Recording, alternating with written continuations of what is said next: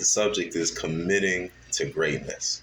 Now, Cat Williams, realizing he wants to be a comedian, he says he commits to laughs first.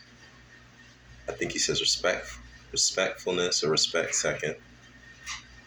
And the third, I forget.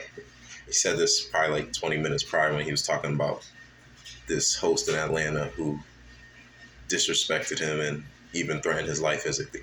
But anyways, he says in this segment, around an hour, 24 minutes, he's responding to Shannon inquiring about how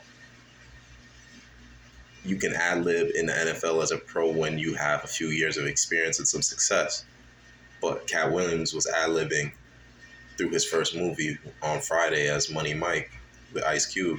And he was explaining like how he was saying like, how do you get the right to do this? And Cat Williams breaks it down very scientifically. And I just love this because everybody you see who's great, they break down how to be great in their respective craft. And so, it's easier to see in sports and even like a lot of more technical fields, science and stuff like that. Entrepreneurs who are like business people. I just thought it was dope to see someone in the field of comedy break it down. He said, I want to play the content, but I don't know what the effect is if it'll get a copyright strike. So I'm gonna just paraphrase pretty much. If you haven't seen it, it's about an hour and 24 minutes in, and I'll paraphrase. He says, Cat Williams says, if you have somebody, he said how he beat the 300 people in the audition to get onto Friday to play Money Mike. He watched all of their sets, and he said he counted their laughs. And he says, so if they did like a 30-minute set, I would watch their set and watch how many laughs they did, how many laughs they elicited from the crowd, and say, okay, and if he performed for about this long, 30 minutes, he got about 26 laughs. So now Cat Williams knows his objective is if I'm doing a 30-minute set, to literally be considered a better comedian than you, I need to get 27 laughs, 28 laughs. Because the more I get the crowd laughing, they may not realize it's the more times they laugh, but psychologically over time, the more he can keep this up and be someone who is capable of generating more laughs per standard set time of performance, the better he will be perceived. And if not in the short term, definitely in the long term. And it's undeniable in the long term. And it's that level of attention to detail that I've noticed anyone who's great in anything, that's what they do. Like, he broke it down scientifically. He said, I'm getting more laughs. And he said, I knew I was a funnier comedian than all the people I was auditioning against because I got more laughs than all of them per the same amount of time. You can't argue with that. It's nothing to argue about, literally speaking. You as another comedian go back on a set, backstage after your set, and another comedian comes back. You both had 15 minutes to perform. You got 20 laughs in 15 minutes. They got 40.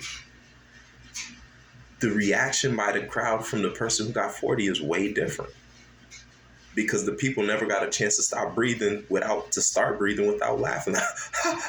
Like that attention to detail to recognize, like, this is what it takes to be considered literally, like in such an art form that is comedy, to be considered great. And he said, I'm committed to laughs. I would say he's committed to being great at getting laughs. He's committed to greatness. Yeah, he's committed to laughs because, a lot of people say they're committed to laughs, but they're not committed to being as great at getting laughs as he is. And that's why he's probably a lot funnier than a majority of comedians you can name anywhere on the planet. And I just thought that was dope. So it's just like having that extra drive and to even be committed to greatness in that, you have to know what it is you want to focus in on. And so first you have to kind of know who you are and what your path is and where you want to go. And then you can commit to breaking things down on the scientific method. Whatever field it is. It doesn't stop with comedy. It doesn't stop with athletics. It doesn't stop with being a scientist or any science, technology, engineering, mathematics field. It's limitless. It goes in any field. It's transferable across any profession. And I think that's just something that needs to be noted, is to commit to greatness is to really see how you can outdo the competition in every way, in every scenario, every time. And he has this unrelentlessness. It's like Cat Williams is not the comedian you want to go against unless you really love comedy. And that's something he made clear too. He loves comedy. So how are you going to beat him unless you're just more naturally talented than him and you love it?